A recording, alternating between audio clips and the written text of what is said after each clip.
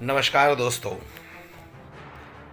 વિડીયોમાં ફરી એક વખત તમારું સ્વાગત છે। છેલ્લા ઘણા સમયથી આપણે જોઈ રહ્યા છીએ ભારતીય જનતા પાર્ટી એક પછી એક નવા તુક્કાઓ અજમાવી રહી છે। પહેલાં ધર્મના નામે લોકોને લડાવ્યા, એકબીજાના ભાગલાઓ પડાવ્યા, એકબીજાથી દૂર કર્યા, ત્યારે હવે ભારતીય જનતા પાર્ટીને કંઈક ને કંઈક એવું લાગી રહ્યું છે કે જનતા પણ જાગૃત બનતી જાય છે। જે રીતે એમને લડાવવાની કોશિશ કરી હતી એવી રીતે જનતા એકબીજા સાથે લડતી નથી, એટલે ભારતીય જનતા પાર્ટીને એક મતલબ કે તકલીફ ઊભી થઈ ગઈ છે કે જે રીતે એમનો એક્શન પ્લાન હતો 2024ને લઈને એ આજે કંઈક ને કંઈક ઊંધો પડતો જાય છે। એ રીતે એણે સમાજની અંદર અરાજકતા ફેલાવી, ઘણા બધા એવા ભાષણો આપ્યા છે, હિન્દુ મુસ્લિમને લડાવવાની કોશિશો કરી છે, બંધારણ ખતમ કરવાની કોશિશો કરી છે।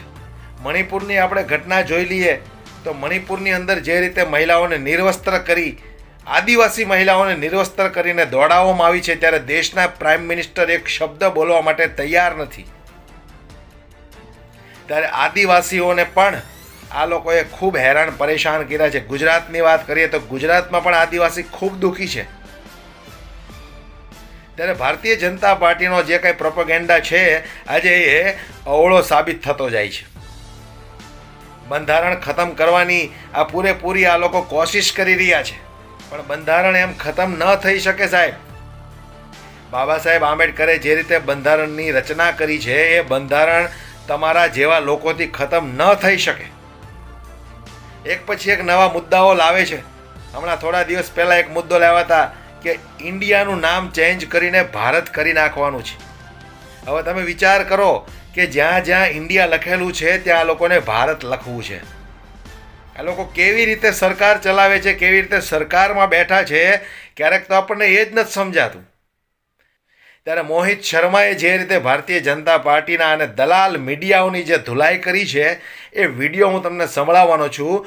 વિડીયો સાંભળો તમે દોસ્તો, કેવી રીતે આ દલાલ મીડિયાની ભારતીય જનતા પાર્ટીના નેતાઓની ધોલાઈ કરી છે મોહિત શર્માએ। मोदी सरकार में धरती से लेकर आसमान तक क्या चंद्रमा तक हिंदू राज घोषित कर दिया गया है। एक बात आप मुझे बताइए, घोषित तो कर दिया है, मैं तो कह रहा हूँ कि देश के अंदर नफरत फैलाने वाले लोगों को और हर चीज को हिंदू और मुसलमान से जोड़ने वाले लोगों को चंद्रमा पे ही सबसे पहले भेज देना चाहिए। कोई इनसे पूछे कि आपका मानसिक संतुलन स्थिर है या नहीं है। चंद्रमा का टेम्परेचर 70 डिग्री का, ये मैं नहीं कहता हूँ, ये विक्रम लैंडर कह रहा है। 70 डिग्री टेम्परेचर में क्या मानव रह सकता है? आप बताइए मुझे। मैं आपसे कहता हूँ, आप पत्रकारिता करिए, कोई मदारी का सर्कस का खेल मत चलाइए। रुको जरा, सब्र करो। मीडिया तो सरकार का जूता उठाकर उसको डायरेक्ट चाटना शुरू कर दे।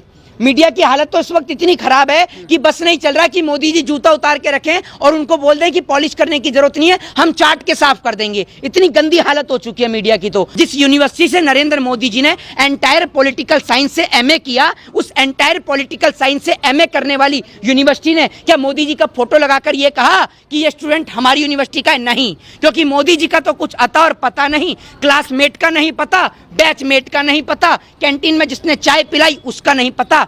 देश, मोदी जी ने कहा कि मैंने चाय बेची, चाय बेचते हुए किसी ने नहीं देखा, लेकिन देश बेचते पूरा देश देख रहा है, लेकिन सब चुप और मौन है। मैं कहता हूं कि जिसके पास बाबा साहब जितना ज्ञान हो, जिसके पास उनके जितनी डिग्रियां हो, जिसके पास उनके जितनी नॉलेज हो, वही व्यक्ति संविधान को छूने की कोशिश भी करे। नहीं तो संविधान, सुन लीजिए, संविधान एक चलती फिरती आग है, याद रखिएगा। संविधान को आग लगाएंगे तो मैं आपको बता दूं इस देश के लोग सड़कों पर उतरेंगे, क्योंकि संविधान हमारे देश की जान है, हमारी आत्मा है, और आप हमारी आत्मा को निकाल लेंगे तो हमारा शरीर जीवित नहीं बचेगा। तो इस देश के शरीर की आत्मा है देश का संविधान, और आप देश के संविधान से खिलवाड़ करेंगे तो इस देश के लोग चुप नहीं रहेंगे, क्योंकि बाबा साहब भीमराव अंबेडकर ने इस देश के प्रत्येक नागरिक को राइट टू स्पीच का, राइट टू फ्रीडम का और राइट टू एक्सप्रेशन का, सबको एक समान फंडामेंटल राइट्स दिए, उनको मौलिक अधिकार दिए, उनको अभिव्यक्ति की आज़ादी दी, इस भारत देश को धर्मनिरपेक्ष राज्य बनाया, सबको अपने धर्म को मानने की आज़ादी दी। लेकिन आज जिस तरीके से धर्म के नाम पर लोगों को बांटा जा रहा है और धर्म के नाम पर देश को तोड़ा जा रहा है। तो आपको एक बात बोलना चाहता हूं कि जिस भी व्यक्ति ने इस देश के अंदर धर्म के नाम पर देश को तोड़ने की कोशिश करी है, या तो वो कब्रिस्तान में कब्र के अंदर दफने पड़े हैं या फिर शमशान के अंदर जले पड़े हैं, चाहे वो अंग्रेज हो चाहे फिर वो देश के तोड़ने वाले कोई भी व्यक्ति हो। आज आप रह रहे हैं, आपके सामने आज हनुमान जी हैं, राम जी हैं। मैं आपसे पूछता हूं, जो चीज आपने देखी ना, मेरी बात सुन लीजिए, मेरी बात सुन लीजिए। राम राज्य चल रहा है, चलिए मुझे यह बता दीजिए, राम राज्य में किस महिला को निर्वस्त्र करके घुमाया गया? बताइए ना। राम ने तो सबरी के झूठे बेर खाए, क्या राम ने कभी आपने नाम के आगे सिंह लगाया? बताइए ना आप मुझे। ये लोग कहते हैं ना राम को बांटने का काम करते हैं, कृष्ण ने कभी अपने नाम के आगे यादव लगाया? बताइए आप मुझे। जितने भी लोग इस धरती पे पैदा हुए, जिन्हों को महानायक माना गया, जिन लोगों को इस देश के अंदर आइडियल माना गया, चाहे वो बाबा साहब भीमराव अंबेडकर हों, चाहे फिर वो इसके बाद में गौतम बुद्ध हों, किसी भी व्यक्ति ने लोगों को बांटने का काम नहीं किया। उन्होंने इंसानियत और मानवता का रास्ता अपनाया, इसीलिए उन्होंने बुद्धिज्म को अपनाया।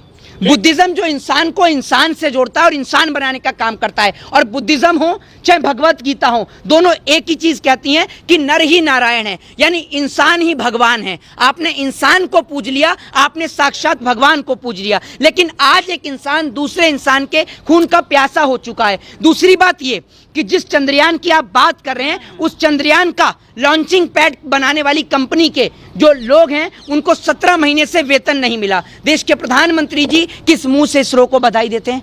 जरा ये बताइए ना आप मुझे। 17 महीने से जो उनकी जो पेंडिंग है, जो उनकी तनख्वाह, वो दे दीजिए, उसके बाद आप कहिए। राक्षस हो तुम लोग। भारतीय जनता पार्टी को जो वोट देता है और भारतीय जनता पार्टी का जो समर्थक है, वो राक्षस प्रवृत्ति का व्यक्ति है। मैं आज महाभारत की इस धरती से श्राप देता हूं। सरकार के मदारी मत बनिए कि सरकार के नेता क्या कहते हैं और लोग क्या कहते हैं, आप उनकी बात पर यकीन करने लगे। फिर उसके बाद में भारतीय जनता पार्टी के एक नेता कहते हैं कि अब चंद्रमा के बाद हमारी सूरज पर जाने की तैयारी है, जिसको लेकर सोशल मीडिया पे अंधभक्त ये लिख रहे हैं। उनको ये नहीं पता कि सूरज का तेज कितना है, उनको पता नहीं है इसके बारे में, तो वो उसमें अब अंधभक्त ये लिख रहे हैं कि हम सूरज पे रात में जाएंगे।